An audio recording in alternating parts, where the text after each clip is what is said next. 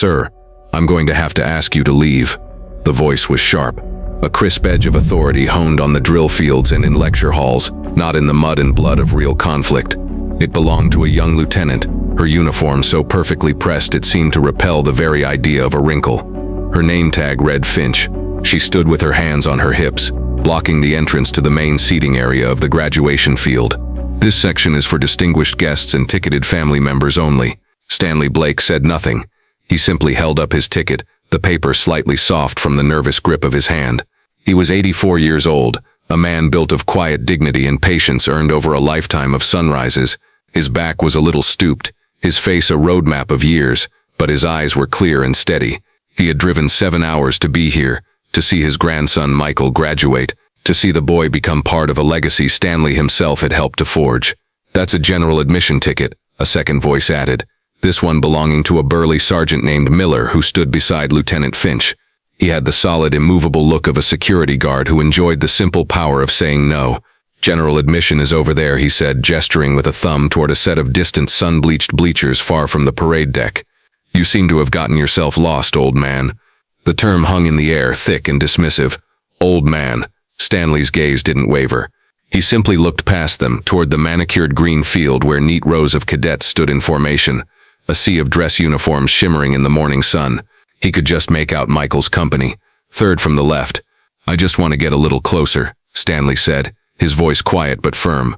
"My eyes aren't what they used to be." Lieutenant Finch exchanged a look with Sergeant Miller. It was a glance that conveyed a shared impatience, a silent agreement that they were dealing with a doddering elder who couldn't follow simple instructions.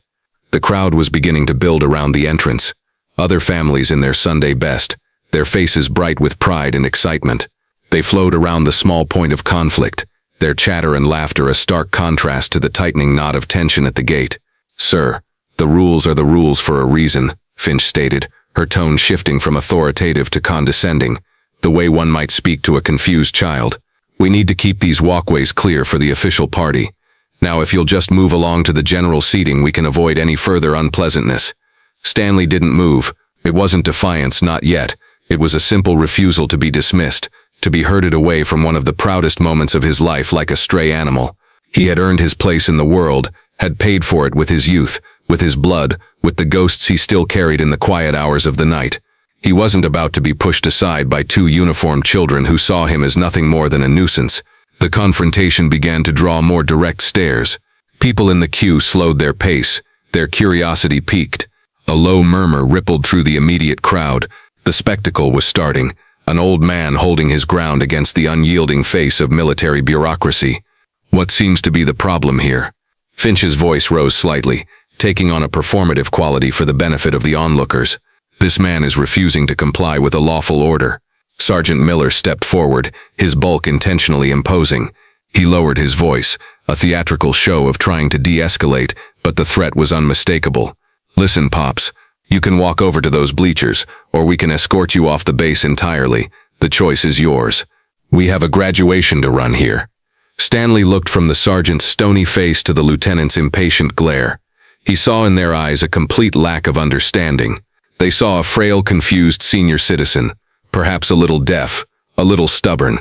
They didn't see the man who had held his dying friend in his arms in a forgotten jungle, the man who had memorized the weight of a rifle, the smell of cordite, the chilling sound of silence after a firefight. They saw a relic, not a foundation. He adjusted the simple windbreaker he wore. It was old and faded, a comfortable companion for a long drive. Beneath the sleeve, hidden from view, was another kind of uniform, one he had worn for a lifetime. He felt a familiar calm settle over him, the quiet focus that came when a situation was about to tip. He had been in far worse spots than this, facing down men with far more than just harsh words and a bad attitude. "My grandson is out there," Stanley said again, his voice as steady as a rock. "I'm not going to the bleachers." Finch's patience finally snapped. "That's it," she declared, her voice ringing out sharp and final. "Sergeant, remove him from the premises. He's creating a public disturbance." Sergeant Miller's hand clasped Stanley's upper arm. The grip was firm, meant to intimidate, to force compliance.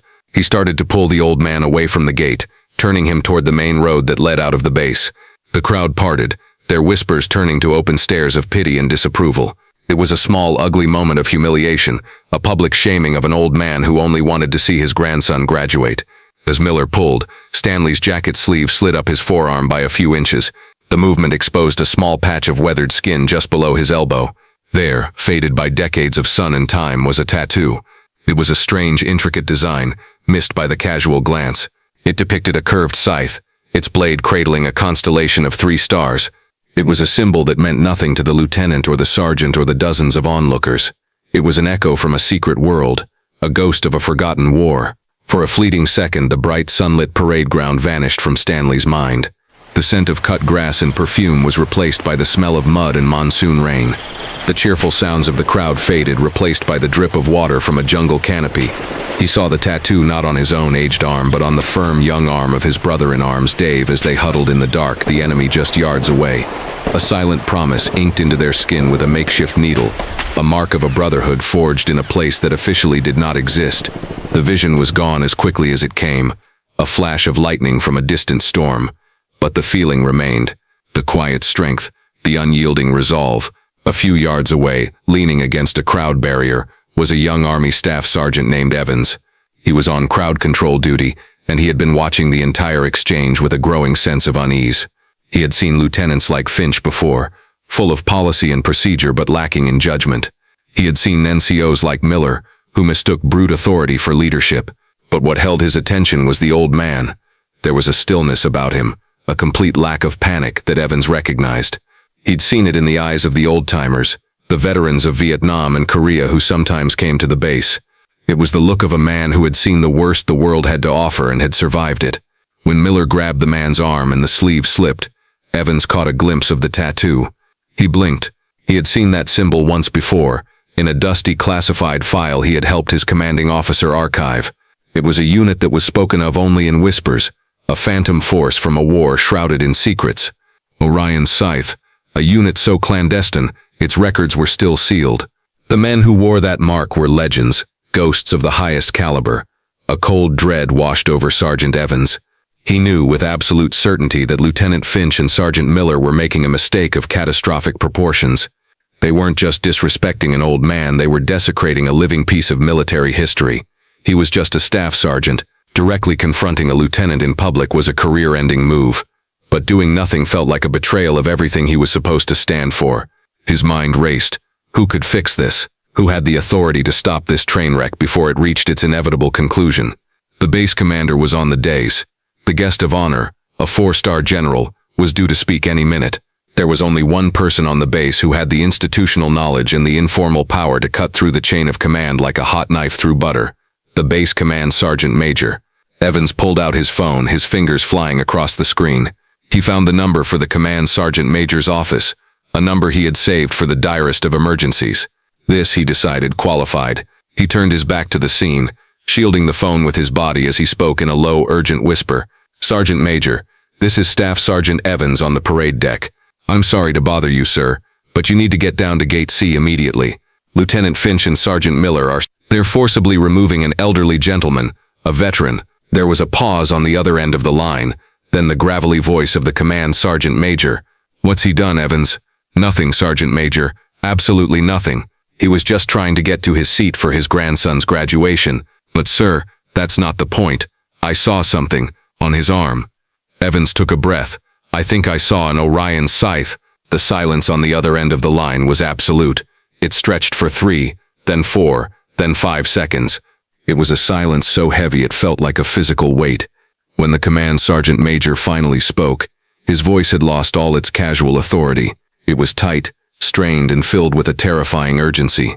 Hold your position, Sergeant. Do not let them leave the base with that man. I don't care what you have to do. Stop them. I'm on my way. Inside the base headquarters, Command Sergeant Major Rivera slammed the phone down. He was a man who had seen 3 decades of service, and his face was a testament to every one of them. He moved with a speed that belied his age, storming out of his office and down the hall toward the general's temporary suite. He didn't bother knocking on the aide's door. He simply burst in, causing the young captain to jump to his feet.